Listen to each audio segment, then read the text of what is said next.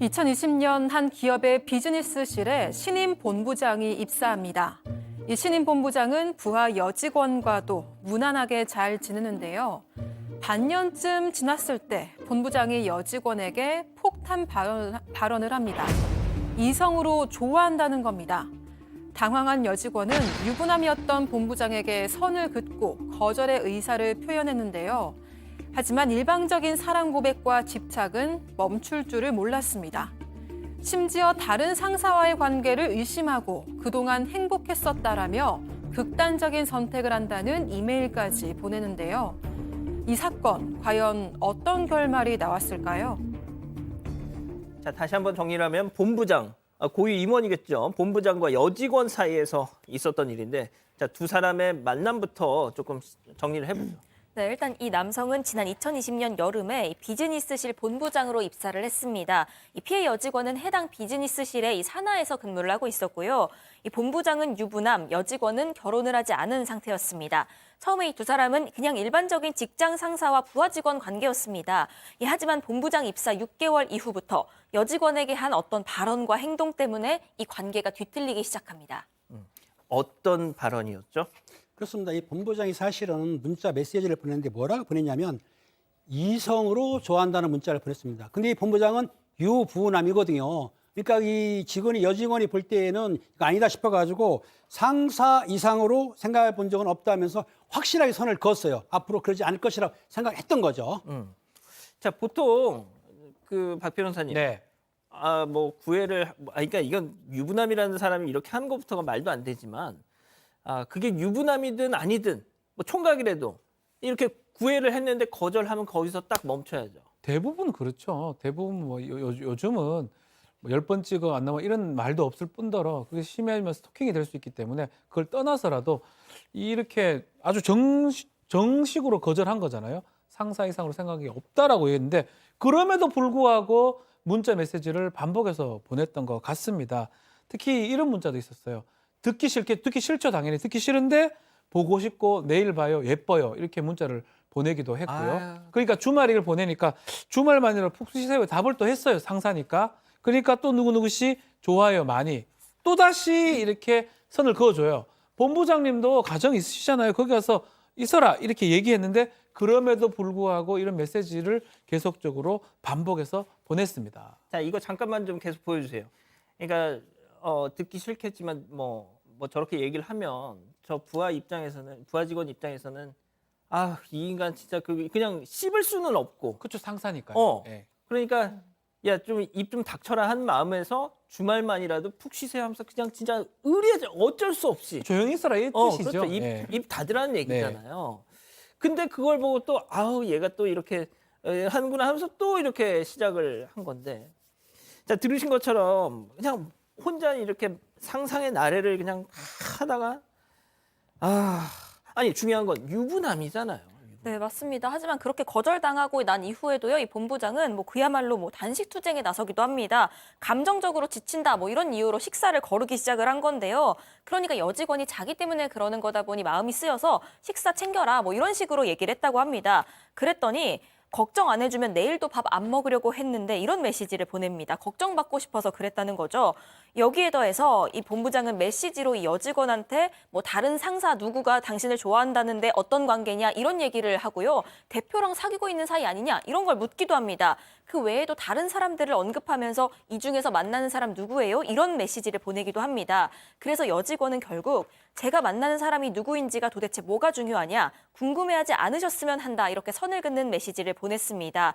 그러면서 또 여직원은 이 좋은 상사로 생각하고 존경한다. 상사로 함께하고 싶다. 이렇게 다시 한번 선 긋는 메시지도 보냈는데요. 이에 대해서 본부장은 없어져 줄게요. 이렇게 얘기를 합니다. 퇴사를 좀 시사한 것 같습니다. 없어져 주겠다. 그러니까 그럼 내가 이 회사를 나가겠다. 또 이렇게 하면은 부하 직원 입장에서는 또 겁이 나지 않습니까? 겁이 나니까 본부장님 하면서 약간 좀 만류를 할 수밖에 없는 거잖아요. 그러니까 제가 아까 보여주신 그 CG 다시 한 번만 좀 보여주세요. 그 문자. 예. 그러니까 이런 거 보면은 방금 봤던 거예요. 조금 전에 봤던 거.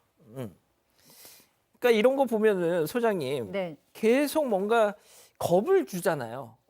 그러니까 야, 너 내 자기의 어떤 말에 호응을 안 해주면 네. 뭐 어떻게 할 거야, 저럴 거야 하면서 그러면 진짜 부하 직원 입장에서는 자기 때문에 뭐 어떻게 될지 모르니까 네. 덜컥 겁이 나지 않습니까? 그럼요. 압박을 느끼죠. 유부남이 한 번의 고백도 아니고 저렇게 거절했는데도 저렇게 계속해서 압박을 줄 수 있는 건 부하 직원이 아닌 다른 여성이면 저 정도 할 수 있었을까요? 그러니까 사실상 압박을 했다라고 봐야 할 것 같습니다. 그래서 이 여성은 내가 이걸 좀 잘 정리해 봐야겠다라는 생각이 들어서 그러면은 한번 만나서 얘기를 하자라고 얘기를 해서 같이 밥을 먹습니다. 그러면서 이렇게 얘기해요. 저는 사실은 제가 좋아하는 사람이 있어요. 라고 얘기를 했었거든요. 그때 예. 이제 그것 때문에도 굉장히 뭐 누구 만나냐 계속 꼬치꼬치했잖아요. 그래서 이 여성이 이어서 저는 좋아하는 사람도 있고 그동안 저한테 잘해주셔서 너무 감사하고 저는 남자로서 유부남님을 생각하지 않기 때문에 전혀 그런 생각이 없으니까 그냥 저랑 상관없이 행복하셨으면 좋겠다. 이렇게 딱 단정하게 이야기를 끝냈어요.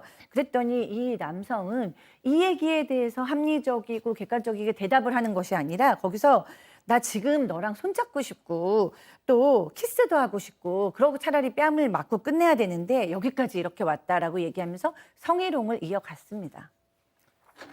아유, 참. 자, 이 여직원과 만남 이틀 뒤에 이 본부장 결국 사고를 칩니다. 체크포인트 짚어보죠. 젊은 베르테르처럼.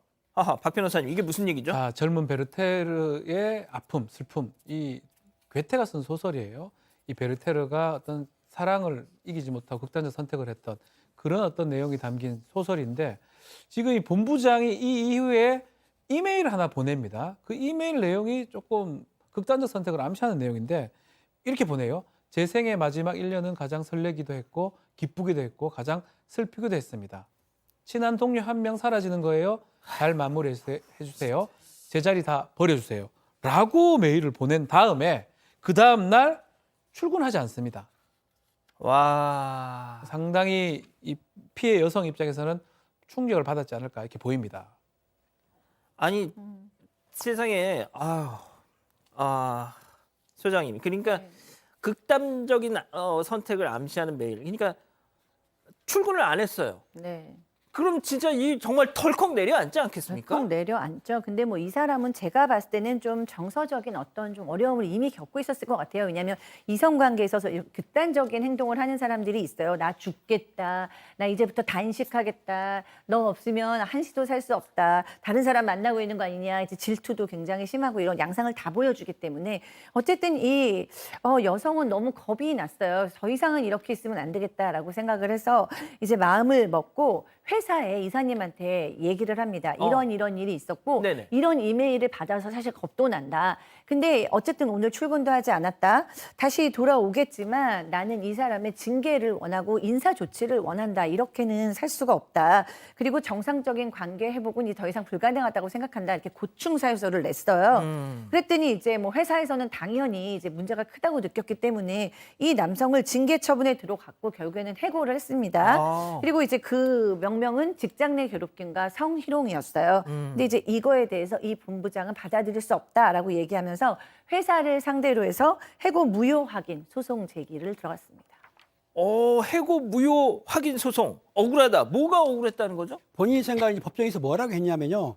그 여직원이 나에게 먼저 식사를 하자고 제안을 했고 퇴사하겠다는 날을 만료했고 그랬는데 그게 내가 여직원을 괴롭힌 거냐고 주장을 했습니다. 하지만 재판부에서 뭐라고 했냐면 직장에서 하급자가 하는 전형적인 통상적인 반응이다. 그리고 퇴사로 발생할 수 있는 피해라든지 그런 피해를 걱정했기 때문에 퇴사는 본부장을 말린 거기 때문에 여직원의 진술이 신빙성이 있다라고 하면서 이 법정에서 이 본부장이 한 진술을 배척을 했습니다. 참 저런 말을 하는군요, 진짜. 그러니까 자기가 죽겠다, 밥을 이제 너 때문에 못 먹겠다, 계속 그렇게 압박을 하면 당연히 부하 직원 입장에서는 식사는 챙겨 드세요 이런 말 할 수밖에 없는 거 아니에요. 그렇죠. 그걸 갖다가 얘도 봐라, 얘도 나한테 계속 이렇게 신호를 보냈잖냐 이렇게 주장하는 거잖아요, 지금. 그렇죠. 결국 이제 회사 상대로 소송을 제기한 거예요. 회사가 나에게 내린 해고는 무효다. 잘못된 것이니까 취소해달라. 이런 소송을 지금 제기한 건데 이제 문제는 이런 구애 과정, 이게 계속적인 구애가 이 해고 사유가 될 수 있느냐 이 부분을 재판부 판단을 한 건데 계속적으로 구애한 의사에 반해서 구애했던 부분 상당한 정신적 고통을 줬을 수밖에 없다. 그렇다면 회사 입장에서는 이 여직원의 고용 환경을 감내할 수 없는 악화됐기 때문에 이걸 도와줄 수밖에 없는 상황이고 그것을 했던 가해자 입장에서는 해고를 시킬 수 있다라는 게 이 회사의 그 취지고 법원도 회사의 손을 들어준 것입니다. 자, 소장님한테 마지막으로 좀 여쭤볼게요. 그러니까 진짜 이게 세상이 바뀌었어요, 정말. 그 예전에 참 옛날에는 한 뭐 제가 누구라고는 말씀 안 드리겠지만 원로 코미디언 예전에 무슨 막 토크쇼 이런 데 나와가지고 결혼한 이런 스토리를 막 자랑스럽게 얘기를 하면서 거의 이런 식으로 네. 보쌈 하듯이 네. 해가지고 막 그때는 그걸 보면서 아이고 하면서 막 보고 했는데 네. 지금 생각해보면 이건 다 범죄예요. 그러니까요. 스토킹도 마찬가지죠. 옛날에는 너무너무 좋아갖고 그 집 앞에서 일주일을 내가 비를 맞으면서 기다렸어. 막 이렇게 얘기하지만 이제 시대가 바뀌었고요. 이제 여성들의 의식도 굉장히 높아졌습니다. 그거를 로맨스라던가 아니면 날 정말 좋아해서 그런가 봐. 저 여성을 진짜 사랑하니까 저렇지 라고 생각하지 않아요. 이것은 범죄이고 스토킹이고 어떻게 보면 그걸 당하는 여성은 극심한 두려움을 느낄 수도 있기 때문에 이제 시대에 발맞추어 가는 우리 이런 몇 분의 남성이긴 하지만 이런 일이 더 이상은 없어야 될 것 같습니다. 알겠습니다. 자, 두 번째 사건 이렇게 정리하고요. 이 사건의 진실을 추적하고 싶으십니까? 그렇다면 사반 채널을 구독해 주세요. 지금까지 이자연 기자였습니다.